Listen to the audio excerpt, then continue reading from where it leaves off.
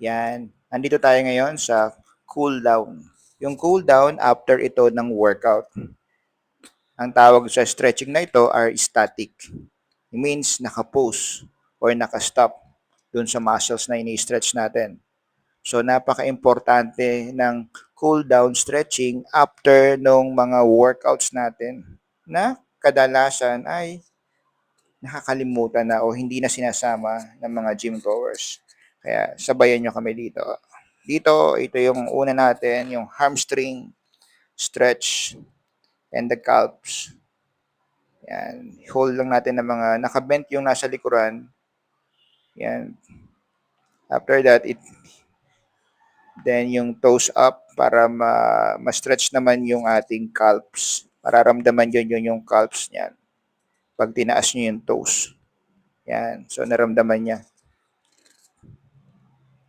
Hold pa rin, static movement pa rin ang gagawin natin. I-reverse lang natin yan sa other side. Shake yung body. Ganun. Kamusta, Jerome? Sakit? Yan. Ganun lang. Kabila naman, bend again yung kabilang side. Feel yung hamstrings natin. Sige.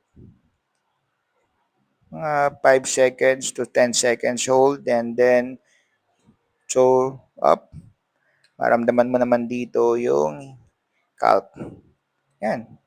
After ng stretching na to, punta tayo dun sa tinatawag nating quadricep muscles. Yan, yung unahan na yan ng legs. Kailangan natin yung ma-stretch.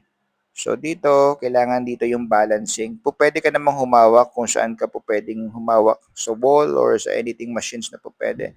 Kailangan yan, lampas. Yan, ini-stretch natin, lalampas yan doon sa kabilang legs para maramdaman mo talaga yung quads yun. So out of balance, yan, ganyan-ganyan yung level niya. Yan, feel na feel mo yung stretch ng quadricep dyan. Stretch, static lang, walang moving, iwasan ng pag-move ng katawan. And then other sides, relax. And then go sa other sides.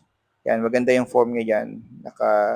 So the more na in-extend mo or tinataas mo yung quadricep mo, mas napipil mo yung stretch dyan sa quads. Sa quads. Okay. Sabi niya masakit. So hindi niya kasi masyadong pinagagawa yan dati. Kaya ngayon, alam niya na ang gagawin after nung kanyang workout. Sana kayo din sa mga lahat ng mga nanonood. So after nung lower natin, punta tayo dito sa chest. Open your chest. Again, avoid yung up. Hindi natin gagawin yung moving. So static lang tayo. Let it pose. Open your chest. Yan, mararamdaman mo yung sakit. Parang ano siya dyan. Yan. Good. And then yung counter, yung arms natin, gagantuhin natin. Ilalak natin. And then lift it up. Dito mararamdaman mo yung pinaka latissimus dorsi muscles natin o yung back muscles natin kapag in-stretch mo siya ng ganyan. Then harap tayo doon sa kabila para makita ng audience. Laging always straight, relax yung shoulders lang. Kung ano lang yung in-stretch na muscles, doon lang kayo magpo-focus. Mind and body muscles connections. Mind, body, muscle connections. Yan, ito yan. Nararamdaman niya yan. Static movement din. Good. Mga 5 to 10 seconds. Shake yung body, relax. And then next natin naman dito yung shoulder. Yan, ganyan lang. Facing forward lang tayo. Hawak doon sa kabilang side. Then squeeze. Good. And then look doon sa other side. Yan. Relax ang shoulders, facing to the left. Good. Avoid natin yung sobrang twisting. Front lang yung katawan natin. And let it squeeze yung arms natin para ma-reach, para ma-feel yung shoulders. Okay, and then reverse naman sa other side. Ganon din yung gagawin natin. Relax din. Facing to yung head mo. Same directions din siya. Karoon lang, continuous lang, then release, relax. And then next natin dito yung ating biceps o yung arms natin dyan para ma-stretch yung pinaka bicep natin, yung especially yung ating fingers and palms. Napakahalaga niyan kasi yan ang gamit na gamit natin sa pagbubuhat. Okay, reverse mo lang sa kabila. Then, yan na. So, naninibago si Jerome dun sa kanyang movements na yun. Masarap yan after na makuha mo siya. Very good. Good. Shake ulit yung body. Tapos punta naman tayo sa triceps. So, ganito yung movements niya. Ipupush mo lang siya backward. Feel natin yung triceps. Makikita yan. Ganyan na positions. Then, yung triceps natin, maramdaman natin siya. Yan. So, yan ang movements na doon para makita tayo sa camera. Yan, yung muscles na yan. Ganyan-ganyan. Sarap niyan. Sarap pag na-stretch na ng ayos. Tapos, raise your arms lang. Yan. Tapos, reverse natin doon sa kabila. Sa other side.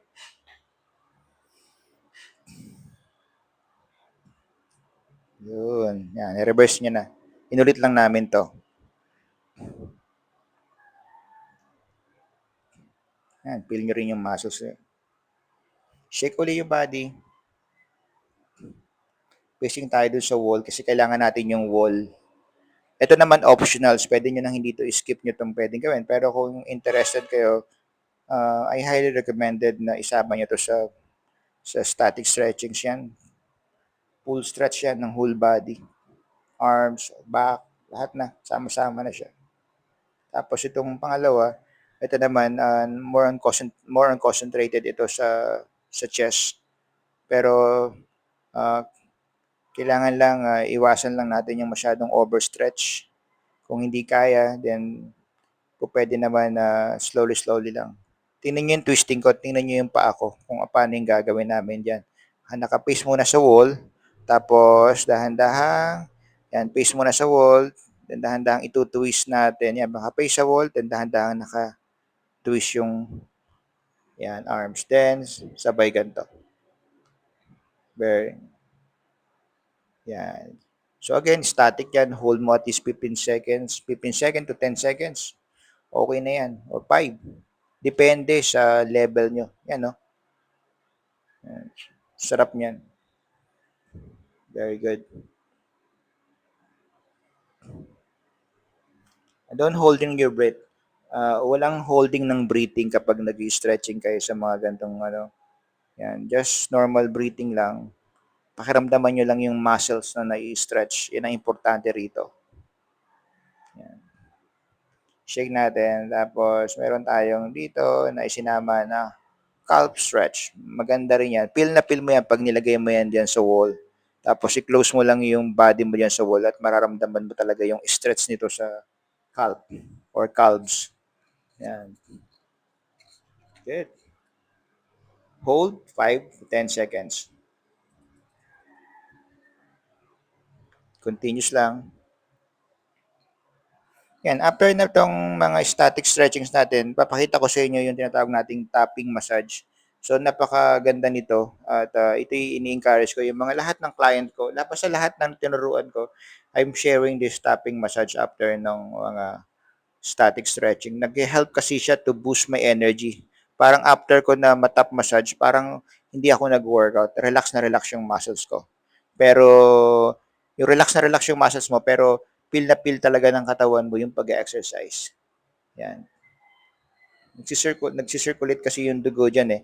Tapos para kang, ewan ko, hindi ko maipaliwanag, pero sabi din ng mga other client ko na after daw nilang gawin ito, feeling nila na hindi sila nag-workout o relax yung katawan nila. Para siyang minamasahe. Yan. Ganyan lang siya. Una muna yung shoulders niya, tapos doon sa arms, then back up your arms. Ganyan din, tappings din. Pwedeng malakas, pwedeng mahina. Depende sa level mo kung ano yung gusto mong itap dun sa katawan mo. Yan, shake mo yung mado.